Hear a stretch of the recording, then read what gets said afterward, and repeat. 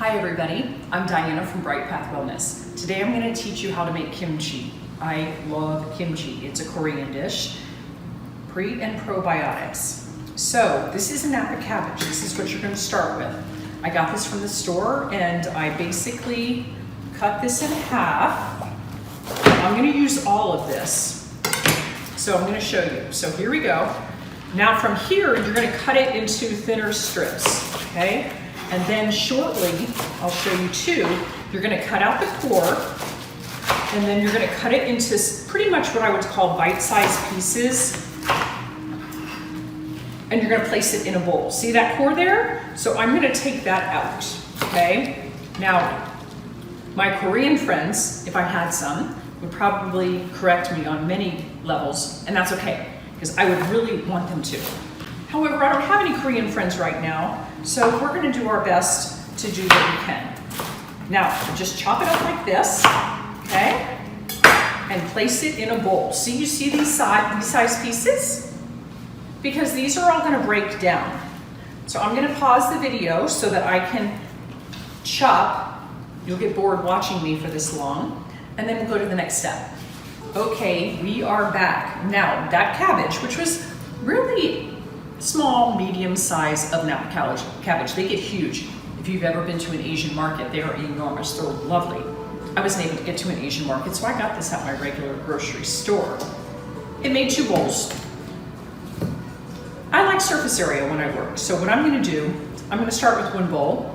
As I add salt to this for the lacto-fermented process, it's going to reduce. And as it reduces, I'm going to then do the other bowl, and then I'm going to combine them. So that way, the finished product will be all in 1 bowl, and then we'll go to the next step. We use Celtic salt or Himalayan salt. Unrefined salt is what you use. I like the coarse one. So about 1/4 of a cup of salt. And you might say, oh my gosh, this particular recipe, after it is soaked, and you'll see as we go, it's actually going to be rinsed off later before adding the kimchi paste. So I'm going to place this all in here, and I'm going to start working it. Clean hands, of course, but this is going to start to break down. There are many recipes out there. I've seen quite a few, and they all seem to do it in a different way, which I think is very fascinating. So this particular way I started with years ago, and it resonated with me, and the finished product was to my liking. So I just continue doing it this way. Now, I haven't made this for a couple of months now. My jar just ran out, and that's usually an indicator for me that I need to make some more. So I'm going to work at this. I'm going to pause the video, and I'm going to work this. And this is probably going to take me a good 10 minutes to work off both of them, and then we'll come back. Okay, so we're back, and this is what it looks like. Look at all the water. Can you see that? Look at this. Look at that. It's about to overflow. So I'm going to strain this now and go on to the next step. Okay, we're back, guys. You saw the kimchi almost overflowing. I strained it, and this is what we're left with. So again, we went from that big, huge, well, 2 bowls to 1 to soaked to reduced even more. Now, this is when we add the kimchi paste. I make my own, and this will last for a couple of months in the refrigerator. To me, it's absolutely divine. Oh my God, it's just divine. This is made with Korean red chili powder. So it is specific to their cuisine. So I get this from an Asian market. This also has in it a ton of garlic, ginger. I also use fish sauce with no MSG, of course, and anchovy paste, all 100% pure. I like personally making my own. I'm usually the sensitive one who has a challenge with one ingredient in a packaged food could set me off, and I tend to attract patients like that. So I make my own. You could, however, find something, I imagine, in the health food store. I've seen it occasionally. It's always, to me, better to make your own just because it's, you know what's in it. However, and it's a lot more cost effective, for sure. Occasionally, I will have this as an offering in my office, so don't hesitate to ask. It's just that this is very labor intensive to make, so often I only have enough for my own use. But it doesn't hurt to ask. Okay, so what we're gonna do now is kimchi gloves. Well, they're gloves from the Asian market that are long. We use them for kimchi. Yes, you're gonna want these for sure, and don't use them for cleaning or anything like that. They are only used for this purpose. Oh, trust me, if you do this with your hands, without gloves, you will not be very happy. We always touch our eyes and we don't even realize it, and hours later, even though you think you got everything off your hands, there's remnants of this pepper. You do it once and you will never do it again. So I put heaping tablespoons. I will do about 4 because I like it very spicy. I'll have enough for probably 1 more batch in here. So that's fabulous. I'm gonna let that go here. I'm gonna get all the rest. I don't like to waste anything. And I'll put this down. So this is what it looks like.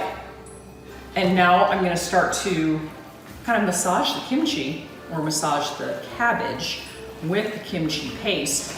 And then we're gonna put it into a jar that you see right here. Now, I save jars. You can buy them. I bought them too, balls jars, those big ones you can get from the hardware store, probably from your grocery store as well. However, often if you're buying bulk anything, I always use the example of artichokes, choke hearts. It always seems like they come in big containers. I save those jars, I soak them, I scrape the label off, I get the adhesive off with 100% spearmint essential oil, and then I sterilize my jars, and then that way there's no added cost. And I'm very big with the idea of reduce, reuse, recycle. So why not? And this way too, it doesn't become a large expense at all to make something like this. And those of you who buy kimchi will know even a small container, a pint, can be $7.99 or higher. So this is gonna make a huge jar of it. It probably won't make more than that because you see one will condense down. And so from here, this is what it looks like. It's pretty well incorporated.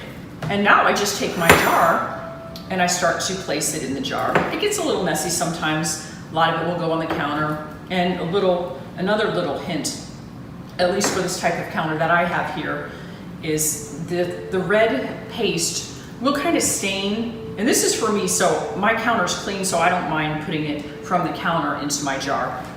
If I was giving it to somebody, of course, I wouldn't do that, but it's mine, so it's okay. So start to push it down like I did with the other cabbage that you may have seen the video. You might hear that little noise, perhaps not. And you just keep piling it in and compressing it and pushing it down.